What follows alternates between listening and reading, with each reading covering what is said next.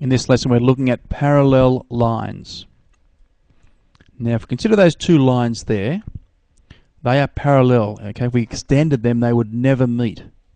And the way we note parallel lines is by drawing the same arrow on each one. Alright, sometimes there's two arrows on each thing, but as long as the arrows are common to both. Now what we have here is called a transversal. Alright, that's another line that cuts through the parallel lines.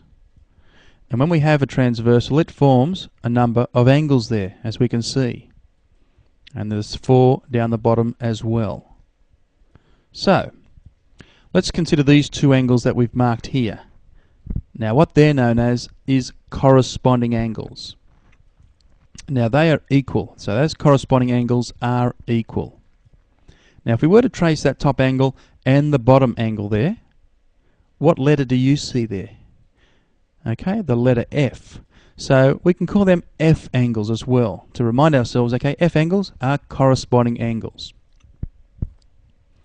Now another two angles that are marked there, these are an example of alternate angles.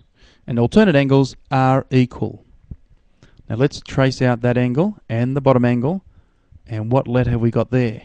Z this time. So we'll call them Z angles. Now the third type of angles we're interested in are what's known as co-interior angles. Okay, that word interior meaning on the inside. So co-interior angles, do they look equal to you? Well, they're not equal. They add to 180 degrees.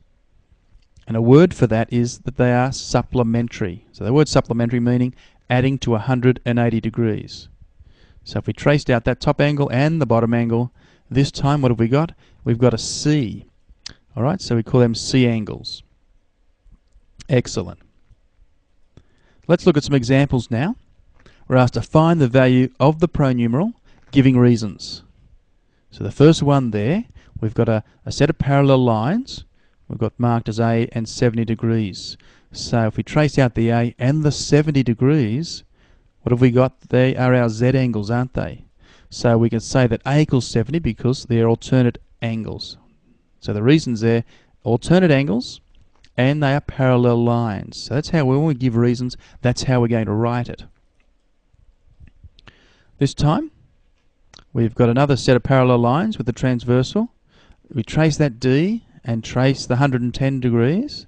That is the F angle, as we can see. So they are equal angles. They're corresponding. So we could write that D equals 110 degrees.